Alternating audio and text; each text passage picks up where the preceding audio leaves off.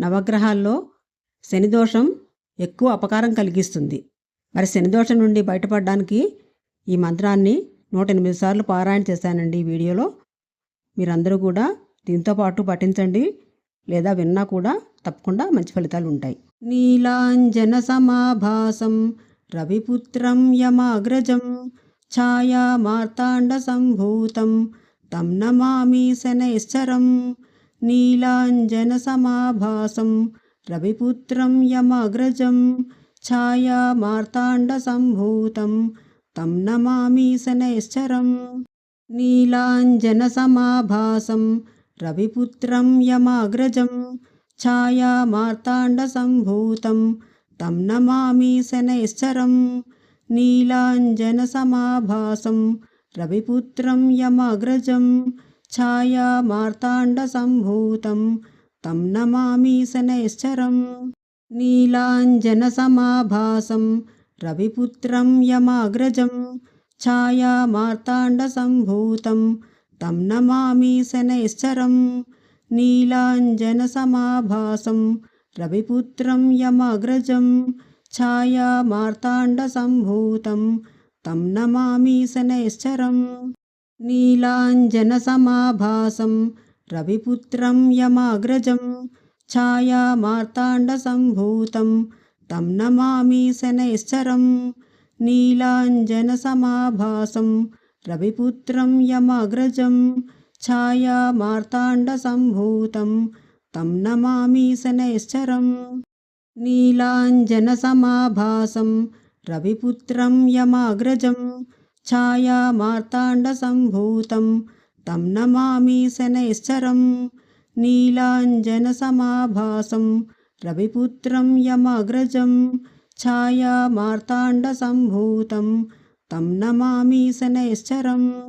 నీలాంజన సమాభాసం రవిపుత్రం యమాగ్రజం ఛాయా మార్తాండ సంభూతం తం నమామి శనైశ్చరం.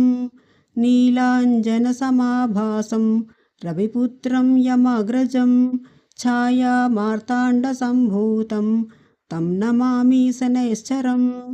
నీలాంజన సమాభాసం రవిపుత్రం యమాగ్రజం ఛాయా మార్తాండ సంభూతం తం నమామి శనైశ్చరం. నీలాంజన సమాభాసం రవిపుత్రం యమాగ్రజం ఛాయా మార్తాండ సంభూతం తం నమామి శనైశ్చరం. నీలాంజన సమాభాసం రవిపుత్రం యమాగ్రజం ఛాయా మార్తాండ సంభూతం తం నమామి శనైశ్చరం. నీలాంజన సమాభాసం రవిపుత్రం యమాగ్రజం ఛాయా మార్తాండ సంభూతం తం నమామి శనైశ్చరం. నీలాంజన సమాభాసం రవిపుత్రం యమాగ్రజం ఛాయా మార్తాండ సంభూతం తం నమామి శనైశ్చరం. నీలాంజన సమాభాసం రవిపుత్రం యమాగ్రజం ఛాయా మార్తాండ సంభూతం తం నమామి శనైశ్చరం.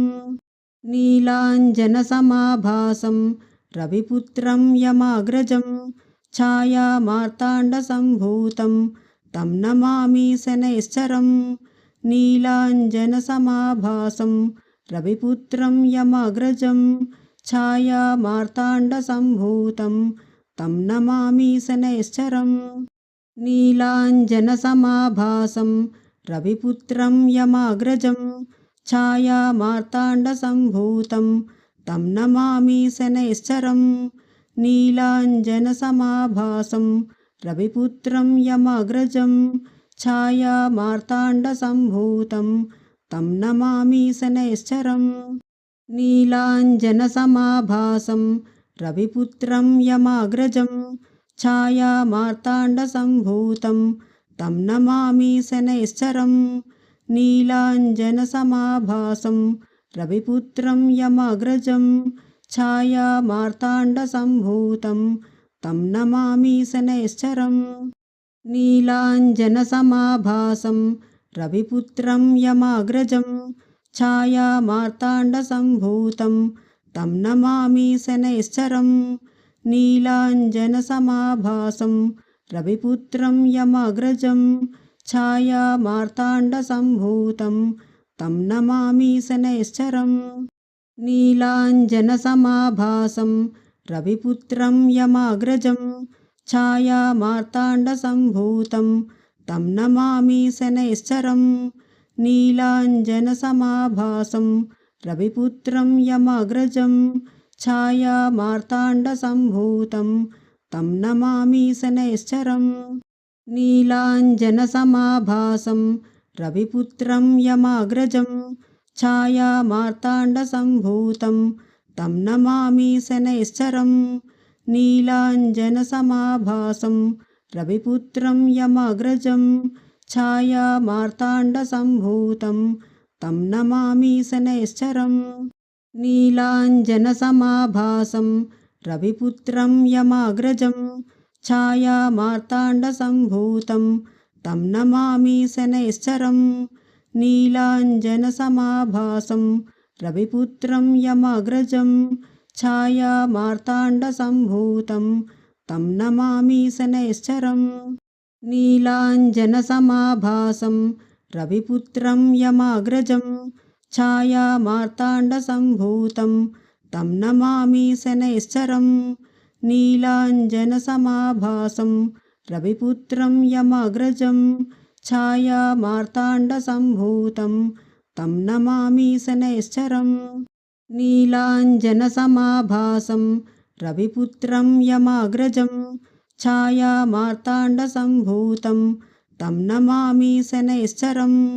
నీలాంజనసమాభాసం రవిపుత్రం యమగ్రజం ఛాయామార్తాండసంభూతం తం నమామి శనైశ్చరం.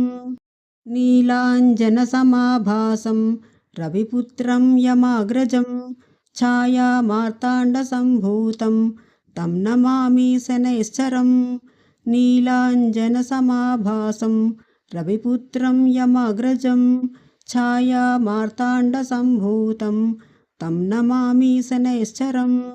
నీలాంజనసమాభాసం రవిపుత్రం యమగ్రజం ఛాయామార్తాండసంభూతం తం నమామి శనైశ్చరం. నీలాంజనసమాభాసం రవిపుత్రం యమగ్రజం ఛాయామార్తాండసంభూతం తం నమామి శనైశ్చరం. నీలాంజనసమాభాసం రవిపుత్రం యమగ్రజం ఛాయామార్తాండసంభూతం తం నమామి శనైశ్చరం. నీలాంజనసమాభాసం రవిపుత్రం యమగ్రజం ఛాయామార్తాండసంభూతం తం నమామి శనైశ్చరం. నీలాంజనసమాభాసం రవిపుత్రం యమగ్రజం ఛాయామార్తాండసంభూతం తం నమామి శనైశ్చరం. నీలాంజనసమాభాసం రవిపుత్రం యమగ్రజం ఛాయామార్తాండసంభూతం తం నమామి శనైశ్చరం. నీలాంజనసమాభాసం రవిపుత్రం యమగ్రజం ఛాయామార్తాండసంభూతం తం నమామి శనైశ్చరం.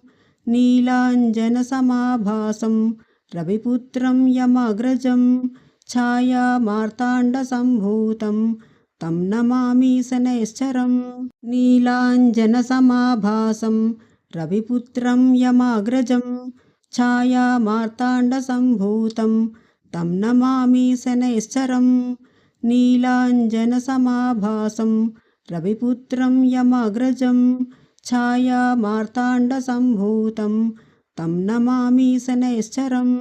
నీలాంజనసమాభాసం రవిపుత్రం యమగ్రజం ఛాయామార్తాండసంభూతం తం నమామి శనైశ్చరం.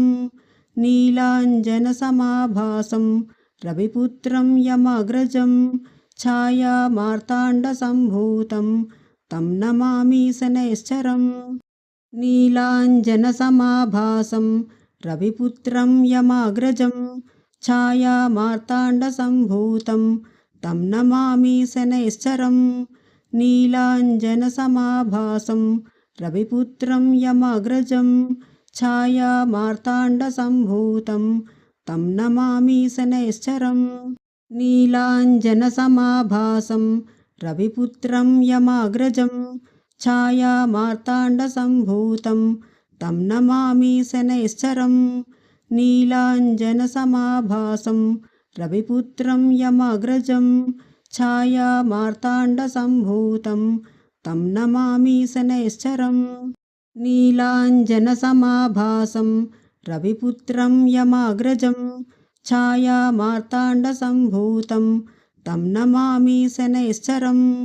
नीलाञ्जनसमाभासं रविपुत्रं यमाग्रजं छायामार्ताण्डसम्भूतं तं नमामि शनैश्चरम्। नीलाञ्जनसमाभासं रविपुत्रं यमाग्रजं छायामार्ताण्डसम्भूतं तं नमामि शनैश्चरम्। नीलाञ्जनसमाभासं रविपुत्रं यमाग्रजं छायामार्ताण्डसम्भूतं तं नमामि शनैश्चरम्। नीलाञ्जनसमाभासं रविपुत्रं यमाग्रजं छायामार्ताण्डसम्भूतं तं नमामि शनैश्चरम्।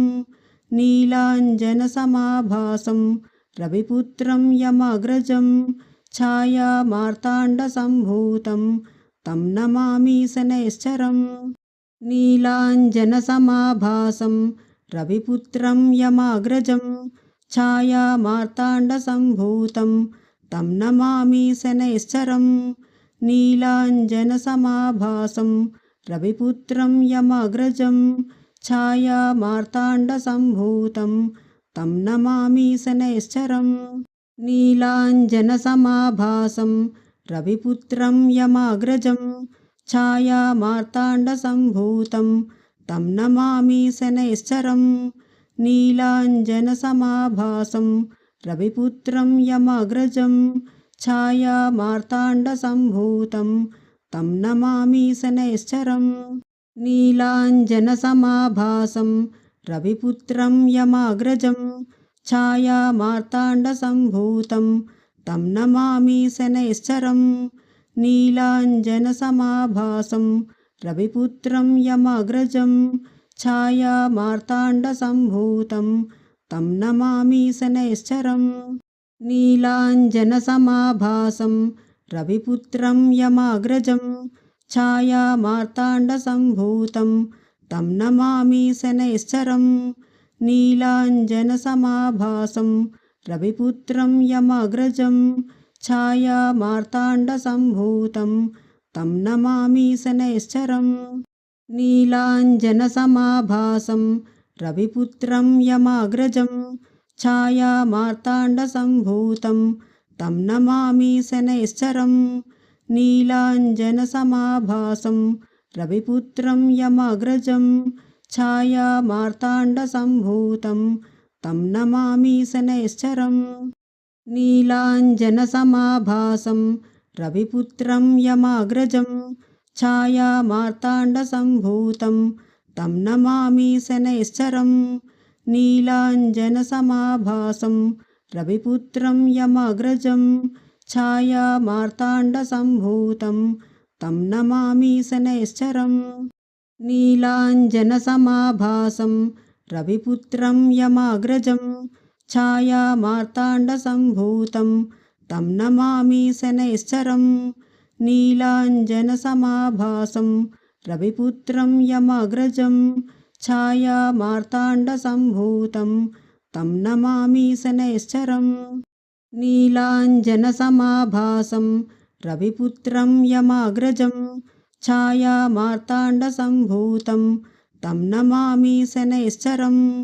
नीलाञ्जनसमाभासं रविपुत्रं यमाग्रजं छायामार्ताण्डसम्भूतं तं नमामि शनैश्चरम्। नीलाञ्जनसमाभासं रविपुत्रं यमाग्रजं छायामार्ताण्डसम्भूतं तं नमामि शनैश्चरम्। नीलाञ्जनसमाभासं रविपुत्रं यमाग्रजं छायामार्ताण्डसम्भूतं तं नमामि शनैश्चरम्। नीलाञ्जनसमाभासं रविपुत्रं यमाग्रजं छायामार्ताण्डसम्भूतं तं नमामि शनैश्चरं नीलाञ्जनसमाभासं रविपुत्रं यमाग्रजं छायामार्ताण्डसम्भूतं तं नमामि शनैश्चरं नीलाञ्जनसमाभासं रविपुत्रं यमाग्रजं छायामार्ताण्डसम्भूतं तं नमामि शनैश्चरं नीलाञ्जनसमाभासं रविपुत्रं यमाग्रजं छायामार्ताण्डसम्भूतं तं नमामि शनैश्चरं नीलाञ्जनसमाभासं रविपुत्रं यमाग्रजं छायामार्ताण्डसम्भूतं तं नमामि शनैश्चरं नीलाञ्जनसमाभासं रविपुत्रं यमाग्रजं छायामार्ताण्डसम्भूतं तं नमामि शनैश्चरं नीलाञ्जनसमाभासं रविपुत्रं यमाग्रजं छायामार्ताण्डसम्भूतं तं नमामि शनैश्चरं नीलाञ्जनसमाभासं रविपुत्रं यमाग्रजं छायामार्ताण्डसम्भूतं तं नमामि शनैश्चरं नीलाञ्जनसमाभासं रविपुत्रं यमाग्रजं छायामार्ताण्डसम्भूतं तं नमामि शनैश्चरं नीलाञ्जनसमाभासं रविपुत्रं यमाग्रजं छायामार्ताण्डसम्भूतं तं नमामि शनैश्चरं नीलाञ्जनसमाभासं रविपुत्रं यमाग्रजं छायामार्ताण्डसम्भूतं तं नमामि शनैश्चरं नीलाञ्जनसमाभासं रविपुत्रं यमाग्रजं छायामार्ताण्डसम्भूतं तं नमामि शनैश्चरं नीलाञ्जनसमाभासं रविपुत्रं यमाग्रजं छायामार्ताण्डसम्भूतं तं नमामि शनैश्चरं नीलाञ्जनसमाभासं रविपुत्रं यमाग्रजं छायामार्ताण्डसम्भूतं तं नमामि शनैश्चरं नीलाञ्जनसमाभासं रविपुत्रं यमाग्रजं छायामार्ताण्डसम्भूतं तं नमामि शनैश्चरं नीलाञ्जनसमाभासं रविपुत्रं यमाग्रजं छायामार्ताण्डसम्भूतं तं नमामि शनैश्चरं नीलाञ्जनसमाभासं रविपुत्रं यमाग्रजं छायामार्ताण्डसम्भूतं तं नमामि शनैश्चरं नीलाञ्जनसमाभासं रविपुत्रं यमाग्रजं छायामार्ताण्डसम्भूतं तं नमामि शनैश्चरं नीलाञ्जनसमाभासं रविपुत्रं यमाग्रजं छायामार्ताण्डसम्भूतं तं नमामि शनैश्चरं नीलाञ्जनसमाभासं रविपुत्रं यमाग्रजं छायामार्ताण्डसम्भूतं तं नमामि शनैश्चरं नीलाञ्जनसमाभासं रविपुत्रं यमाग्रजं छायामार्ताण्डसम्भूतं तं नमामि शनैश्चरं नीलाञ्जनसमाभासं रविपुत्रं यमाग्रजं छायामार्ताण्डसम्भूतं तं नमामि शनैश्चरं नीलाञ्जनसमाभासं रविपुत्रं यमाग्रजं छायामार्ताण्डसम्भूतं तं नमामि शनैश्चरं नीलाञ्जनसमाभासं रविपुत्रं यमाग्रजं छायामार्ताण्डसम्भूतं तं नमामि शनैश्चरं नीलाञ्जनसमाभासं रविपुत्रं यमाग्रजं छायामार्ताण्डसम्भूतं तं नमामि शनैश्चरं नीलाञ्जनसमाभासं रविपुत्रं यमाग्रजं छायामार्ताण्डसम्भूतं तं नमामि शनैश्चरं नीलाञ्जनसमाभासं रविपुत्रं यमाग्रजं छायामार्ताण्डसम्भूतं तं नमामि शनैश्चरं నీలాంజనసమాభాసం రవిపుత్రం యమాగ్రజం ఛాయామార్తాండసంభూతం తం నమామి శనైశ్చరం నీలాంజనసమాభాసం రవిపుత్రం యమాగ్రజం ఛాయామార్తాండసంభూతం తం నమామి శనైశ్చరం నీలాంజనసమాభాసం రవిపుత్రం యమాగ్రజం ఛాయామార్తాండసంభూతం తం నమామి శనైశ్చరం నీలాంజనసమాభాసం రవిపుత్రం యమాగ్రజం ఛాయామార్తాండసంభూతం తం నమామి శనైశ్చరం. మీ అభిప్రాయాలని కామెంట్ రూపంలో తెలియజేయండి. ఇలాంటి మరిన్ని వీడియోల కోసం నా ఛానల్ని సబ్స్క్రైబ్ చేసుకోండి. నా ఛానల్లో వీడియోలన్నీ మీకు కనిపిస్తాయి. ఈ వీడియో నచ్చితే లైక్ చేయండి, సబ్స్క్రైబ్ చేయండి, షేర్ చేయండి, కామెంట్ చేయండి.